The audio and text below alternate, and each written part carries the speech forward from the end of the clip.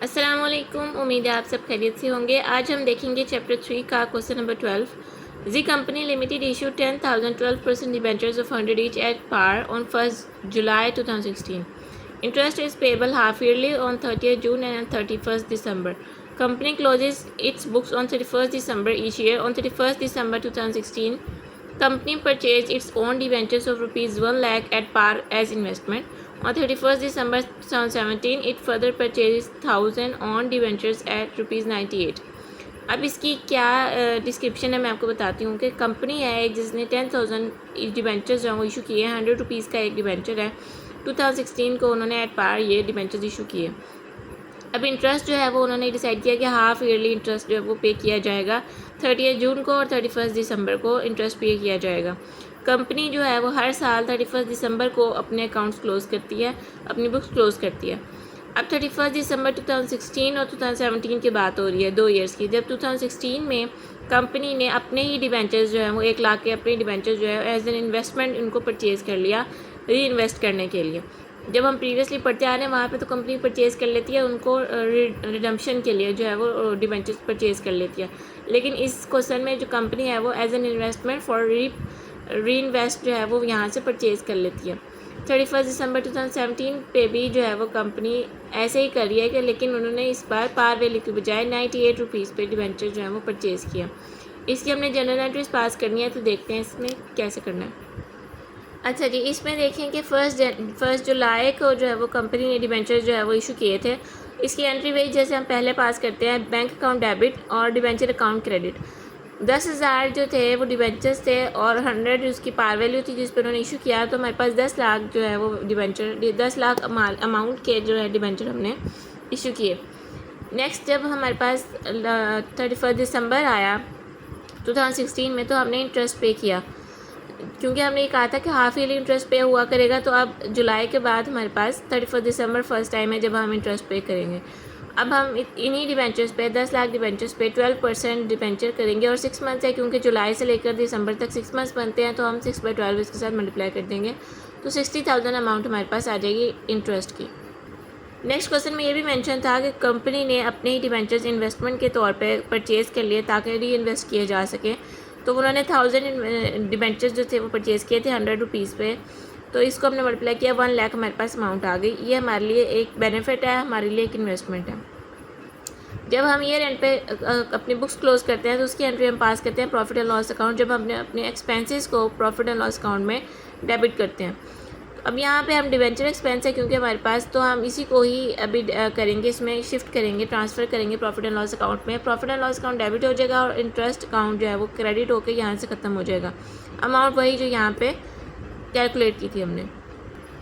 अब next year जब 30 जून आया तो हमने ये कहा था कि हाफ़ ईयरली जो है वो हम इंटरेस्ट कैलकुलेट किया करेंगे हाफ़ ईयरली। तो अब दिसंबर के बाद जब जून आया तो हमने इंटरेस्ट कैलकुलेट किया। अब इंटरेस्ट जो है वो दोनों चीज़ों पर कैलकुलेट होगा। एक तो वो कि जो डिबेंचर हमने इशू किए थे उस पर भी इशू होगा, उसमें से जितने हम परचेज़ कर चुके हैं उसको माइनस करके उतने पे हम एक इंटरेस्ट एक्सपेंस कैलकुलेट करेंगे। और दूसरा जो हमने एज ए इन्वेस्टमेंट परचेज़ किए हैं उस पर भी तो वो अब हमारे लिए एक इन्वेस्टमेंट है, तो वो उस पर भी हमें जो है वो इंटरेस्ट हम उस पर लगेगा, उसको कैलकुलेट करेंगे और वो इंटरेस्ट जो है वो हमारे लिए एज आ प्रॉफिट हम उसको राइट करेंगे। ठीक है, इसकी कैलकुलेशन मैं आपको दिखाती हूँ। ये हमारे पास इसकी वर्किंग है। जो हमारे पास 10 लाख जो हमारे पास डिबेंचर्स थे उसमें से 1 लाख डिबेंचर के हम 1 लाख अमाउंट के डिबेंचर्स हमने परचेज़ कर लिए थे एज एन इन्वेस्टमेंट। उनको हमने एंड हमारे पास वो डिबेंचर जो है वो रिडम्पशन नहीं हुई, उसको हमने एज एन इन्वेस्टमेंट परचेज़ किया है। तो उसके ऊपर जो हम इंटरेस्ट एक्सपेंस है वो हमें मिलता रहेगा, वो हम कैलकुलेट करते रहेंगे।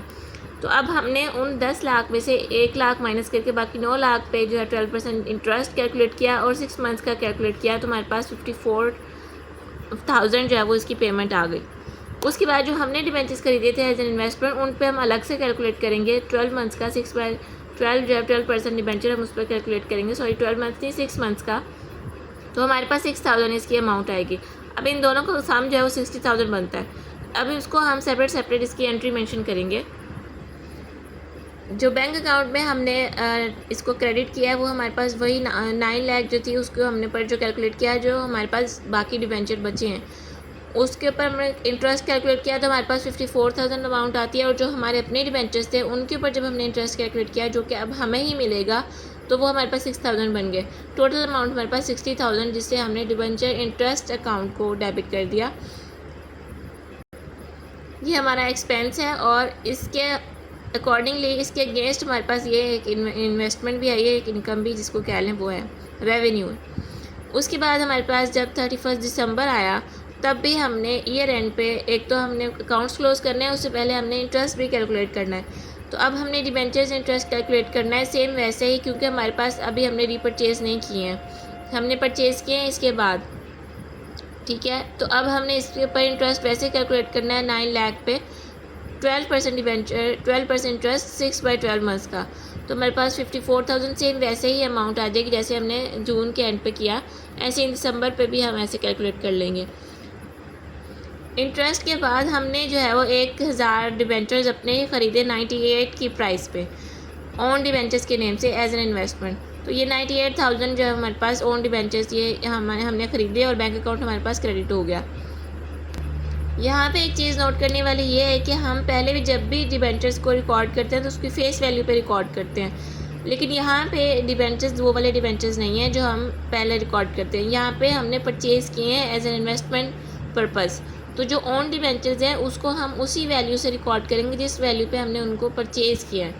ठीक है, तो यहाँ पे 98 के हिसाब से हम इसको मेंशन करेंगे।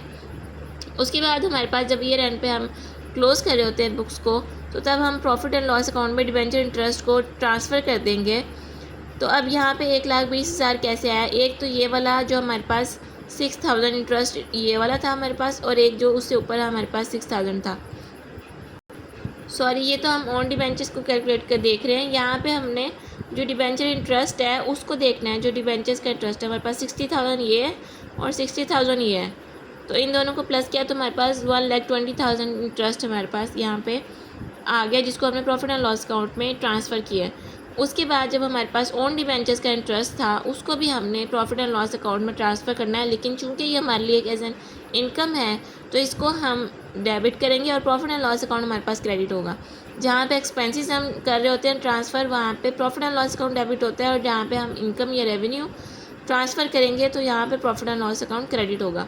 तो यहाँ पे जो 6,000 ये वाला और जो इससे पीछे वाला 6,000 जो हमारे पास ओन डिबेंचर्स पे इंटरेस्ट कैलकुलेट किया था वो 12,000 यहाँ पे अमाउंट कैलकुलेट करके राइट कर देंगे। ये था आज का क्वेश्चन, इसको आप एक दफ़ा लाजमी क्लियरली या इसको देखिएगा, इंशाल्लाह समझ आ जाएगी। थोड़ा सा ट्रिकी है लेकिन समझ आ जाएगी। ठीक है जी, अपना ख्याल रखें, अल्लाह हाफ़िज़।